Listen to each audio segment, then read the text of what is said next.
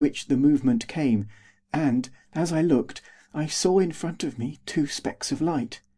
They had not been there a moment before, that I would swear. They were there now. They were eyes, I told myself, they were eyes. I had heard how cats' eyes gleam in the dark, though I had never seen them, and I said to myself that these were cats' eyes, that the thing in front of me was nothing but a cat. But I knew I lied. I knew that these were eyes, and I knew they were not cat's eyes, but what eyes they were I did not know, nor dared to think. They moved towards me. The creature to which the eyes belonged was coming closer. So intense was my desire to fly that I would much rather have died than stood there still. Yet I could not control a limb. My limbs were as if they were not mine. The eyes came on, noiselessly. At first they were between 2 and 3 feet from the ground, but on a sudden there was a squelching sound, as if some yielding body had been squashed upon the floor.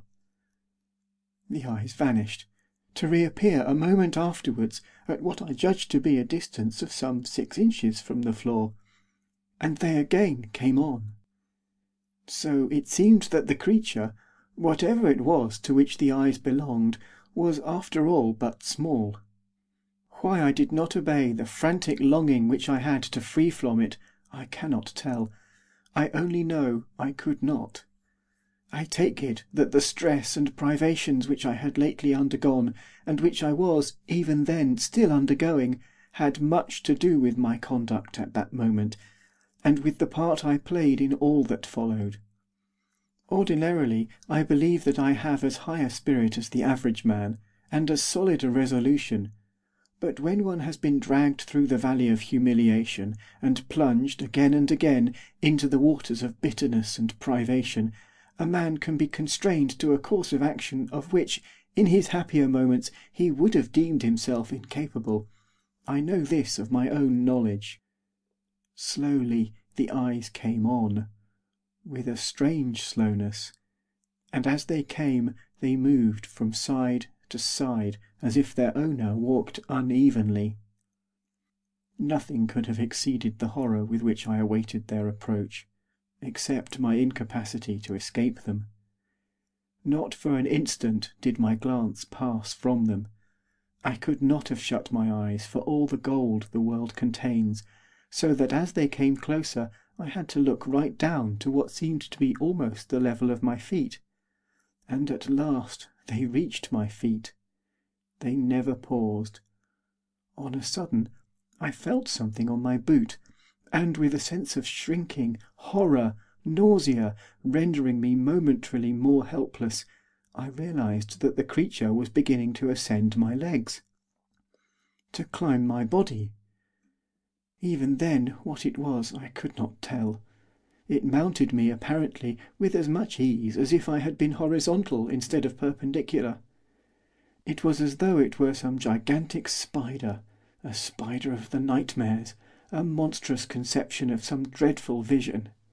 It pressed lightly against my clothing with what might, for all the world, have been spider's legs.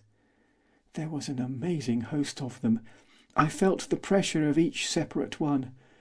They embraced me softly, stickily, as if the creature glued and unglued them each time it moved. Higher and higher. It had gained my loins. It was moving towards the pit of my stomach. The helplessness with which I suffered its invasion was not the least part of my agony. It was that helplessness which we know in dreadful dreams. I understood, quite well, that if I did but give myself a hearty shake, the creature would fall off. But I had not a muscle at my command. As the creature mounted, its eyes began to play the part of 2 small lamps. They positively emitted rays of light. By their rays I began to perceive faint outlines of its body. It seemed larger than I had supposed. Either the body itself was slightly phosphorescent, or it was of a peculiar yellow hue.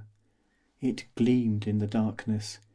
What it was there was still nothing to positively show, but the impression grew upon me that it was some member of the spider family, some monstrous member, of the like of which I had never heard or read. It was heavy, so heavy indeed that I wondered how, with so slight a pressure, it managed to retain its hold. That it did so by the aid of some adhesive substance at the end of its legs I was sure. I could feel it stick. Its weight increased as it ascended. And it smelt. I had been for some time aware that it emitted an unpleasant, fetid odour. As it neared my face, it became so intense as to be unbearable. It was at my chest. I became more and more conscious of an uncomfortable wobbling motion, as if each time it breathed its body heaved. Its forelegs touched the bare skin about the base of my neck. They stuck to it. Shall I ever forget the feeling? I have it often in my dreams. While it hung on with those in front, it seemed to draw its other legs up after it. It crawled up my neck with hideous slowness, 1/4 of an inch at a time, its weight compelling me to brace the muscles of my back. It reached my chin. It touched my lips, and I stood still and bore it all, while it enveloped my face with its huge, slimy, evil-smelling body, and embraced me with its myriad legs. The horror of it made me mad. I shook myself like one stricken by the shaking ague. I shook the creature off. It squashed upon the floor. Shrieking like some lost spirit, turning, I dashed towards the window. As I went, my foot catching in some obstacle, I fell headlong to the floor. Picking myself up as quickly as I could, I resumed my flight. Rain or no rain, oh, to get out of that room! I already had my hand upon the sill. In another instant I should have been over it. Then, despite my hunger, my fatigues, let anyone have stopped me if they could. When someone behind me struck a light. End of chapter 2.